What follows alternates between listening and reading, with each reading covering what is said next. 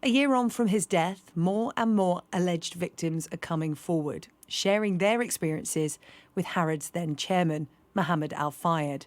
He said, I cannot help you with your acting career unless you sleep with me. So that was my option. Cheska started working for Al Fayed at the age of 19 and at first saw Harrods as a world of possibilities.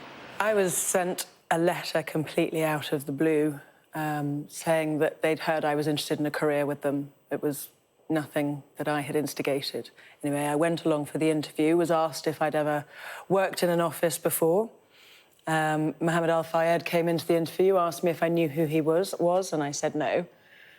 And I was told there and then that I'd got the job as his junior personal assistant, and, perhaps alarm bells should have been ringing.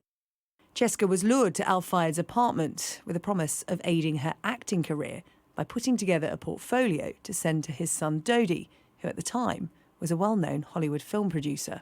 He came round from behind the camera and grabbed my arms and kissed me.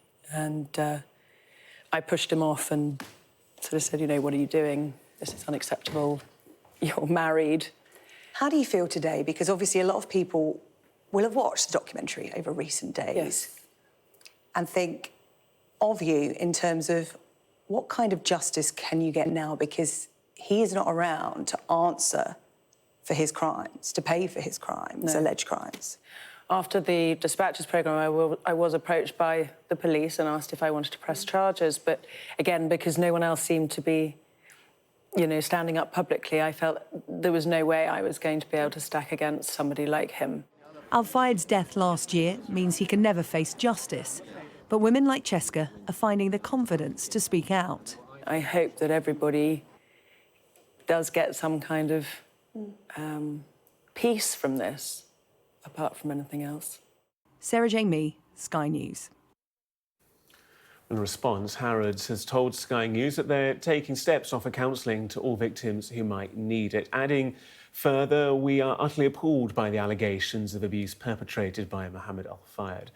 These were the actions of an individual who was intent on abusing his power wherever he operated, and we condemn them in the strongest terms. We also acknowledge that during this time his victims were failed, and for this we sincerely apologise. We're doing everything we can to fix this.